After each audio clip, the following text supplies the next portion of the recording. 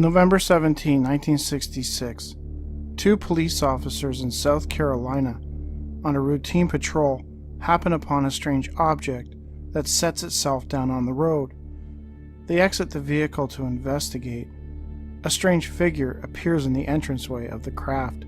He stares at the two officers. What happened next seems almost lifted out of a science fiction magazine, except this was real.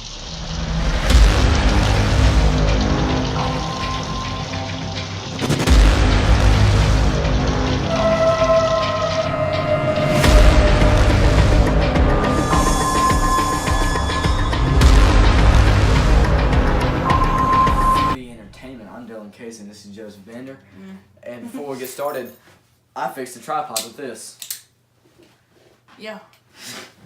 Alright, so tonight we're talking about something known as the Gaffney Incident. Which is something very creepy. Happened November 17th, 1966. It's very creepy, and I'll have a link to this video in the description, and I also have a little card that goes to it too, but guys, this is really creepy, y'all, and I'm kind of creeped out by the last words of it. I put that in there towards the end of the video. That's the worst part of it, but it's really creepy, and so I'm gonna let Dylan do a few articles. Dylan's gonna give us like an overview of it. Yeah. Now before we get fully into it, I'll say Joseph watched the video before I did. He watched the video completely all the way through everything, more than twice, three times, 2 or 3 times. I listened to the video a little bit, but he didn't do any research on it. So while he was doing that, I actually did some research on it. And so I found some stuff. I found a podcast that did something on it. It doesn't say much about it, but it has the date, November 17th, 1966, Gaffney, South Carolina encounter. Another thing, I found an article written about it on a website on this day, is what it's called. Oh, God. The Gaffney, South Carolina police patrolman A.G. Husky and C. Hutchins rounded a corner and saw a dark spherical machine with a flat, where they saw a UFO, basically. Where they flat ram and land in front of their patrol car. And at 4 o'clock in the morning, they estimated it was 7 meters in diameter and about 20 feet above the ground. I don't know meters. So and I don't know that. I'll have this picture on the screen too. So 10 feet above the ground, 20 feet above the ground. Hutchins describes as being spherical like a ball with wide flat rims around it. There was no lights or portholes visible on it. It was completely dark, reflecting a dull gold color in the headlights of the police car. A small doorway opened noiselessly in the underside of the sphere. A short ladder dropped down. A small man dressed in a shiny gold suit emerged. White light poured out of the interior. A small being descended the ladder and walked slowly and deliberately toward the two police officers. When the figure reached the point about 15 feet, 20 feet from the two men, it stopped. He didn't move stiffly, Officer Hutchins said. He moved just like anyone else.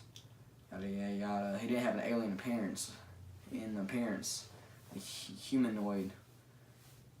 He was kind of slow and taking his time, scared of us. He wasn't scared of us or anything like that. In appearance, the humanoid was about the size of a 12-year-old boy, maybe 4 feet tall. He wore no helmet or headgear. He was dressed in gold suit with no buttons or zippers. Costume was shiny, la la la la la. Both men could not really remember the full context of the conversation. Hutchins claims the alien spoke perfect English. It didn't even have an accent of like no northern accent, southern accent, western, anything. Just pure English, which is weird. I don't think anybody really has that. He just stood there and talked to the witnesses. He wanted to know why both men were dressed alike. It was because they were cops. Duh, alien don't know what a cop is. Mm-hmm.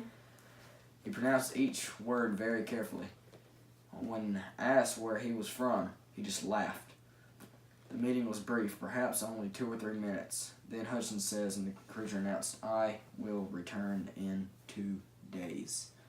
He turned and walked slowly back to the ladder and climbed to the object. The door closed and the craft began to make a soft whirring sound like an engine with a muffler on it.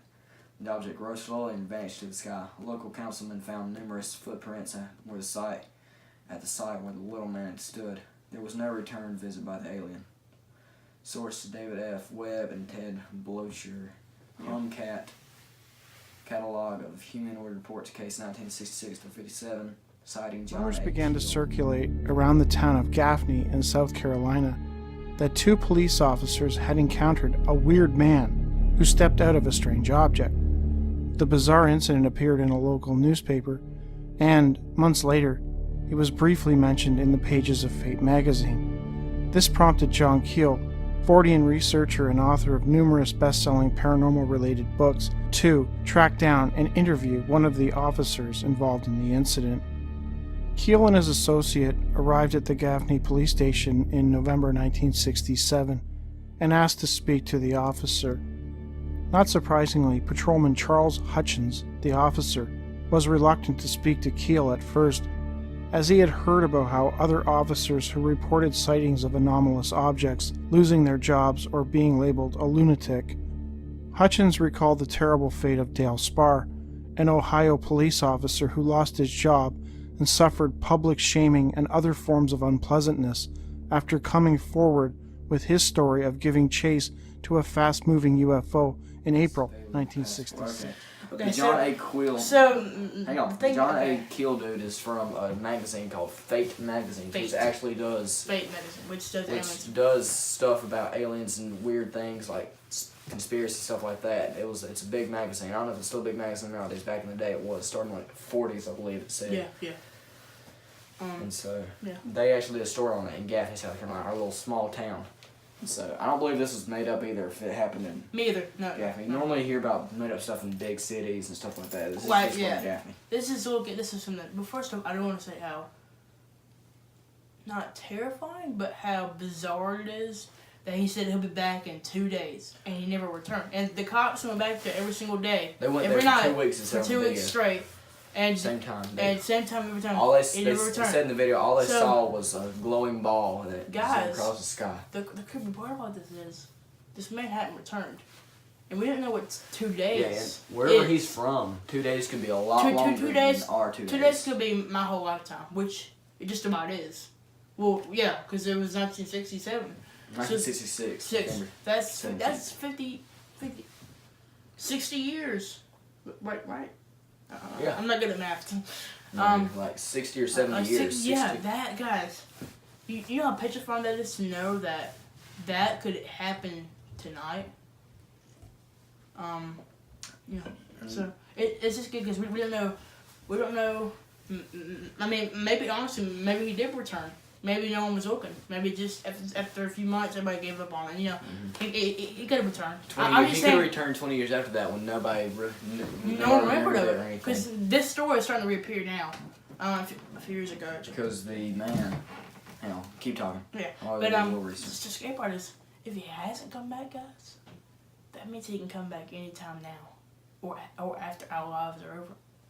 So that means in his world, if this is true, in his world, a lifetime.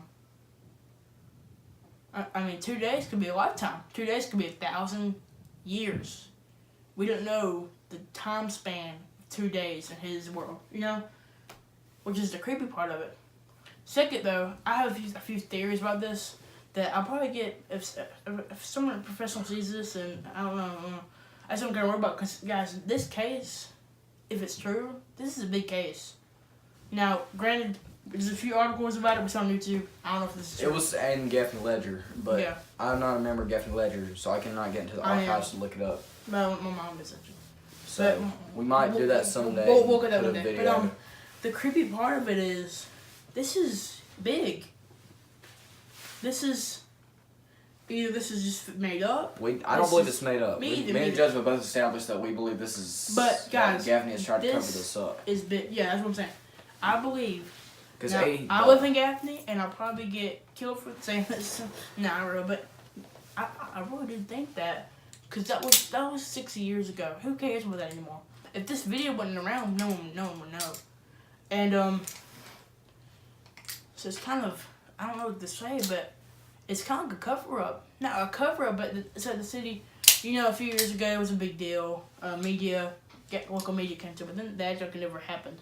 And then big media jumped on it. Like, this channel, I forgot what it was called. The YouTuber, we'll put a link in the description, but he said he was like out of New York or something, and he's talking about that. Just not near here. But it's weird that now big people have caught on to this now that the city has it never happened.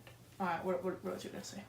What I was gonna say is the reason I believe the city is trying to cover it up because now I did some research, and the Hutchins guy now lives in Orangeburg, South Carolina. Doesn't even live in Gaffney anymore. And the A.G. Husky guy, Officer A.G. Husky, I don't know if he's still alive or not, but he, after that incident, like a few years later, he left the police force and opened his own business, which I was unable to find out what the business was. But it sounded like the business was nowhere near a police force. Like just some random business, like it was. No, but also you gotta take out. Now we're not gonna show big clips in this video because that's copyright. We'll just show a little small. I'll have some. I'm not sure how I'm gonna edit this, but we'll have little clips in here. But also, it also says that after the 2 weeks and then the final thing, the guys kind of gave up on it and they didn't really care anymore. Now, when you have a case that big, you can't give up on that. And I want to know does the government have a role in this? Does the government know about this? Oh, of course they do. I'm sure they do, but we haven't heard anything about it, you know? So that's what I'm saying. That's why. We haven't heard a single thing from that since this video been made since the article in 1967 or 66, whatever. 66. We haven't heard anything since then, guys. Other than like YouTube. YouTube video that examined from 1966. So nothing's new happened from that. With a local councilman named Hill, where they found fresh footprints in the exact spot where the little man had stood. They looked like children's footprints, Hutchins remembered. Sadly, no casts were made. When speaking about talking to Hutchins, Keel recalled, Hutchins appeared to be a straightforward, honest witness. There were many details he could not remember, and it seemed he did not attempt to embellish his story at all. His reputation in Gaffney was excellent. Careful cross-examination failed to uncover any discrepancies in his narrative. Later, we spoke to A.G. Husky on the phone. We did not meet him. He confirmed Hutchins' story, but said he wanted to forget the whole thing. He had left the force and now operates his own business in Gaffney, a town of about 10,000. Neither Hutchins nor Husky had read any UFO literature before the incident, nor do they seem very interested in such literature now.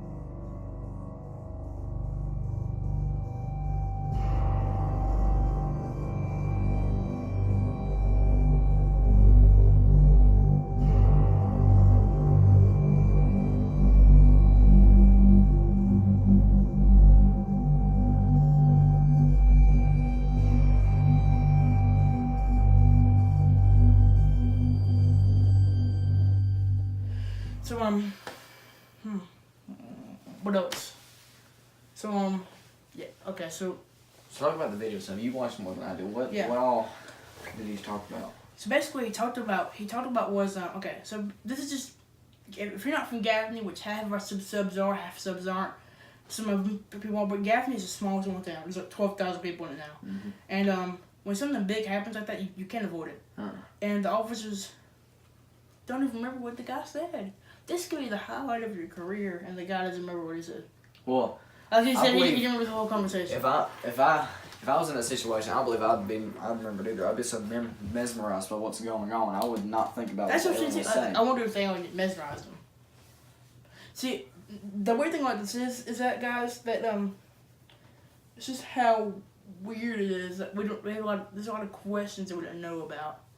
And a lot of unanswered questions. My question is how I've lived in Gaffney my whole life. How have I not heard about this? Exactly. Since just now, I saw this video. My mom's in her 40s now. She's lived in this town since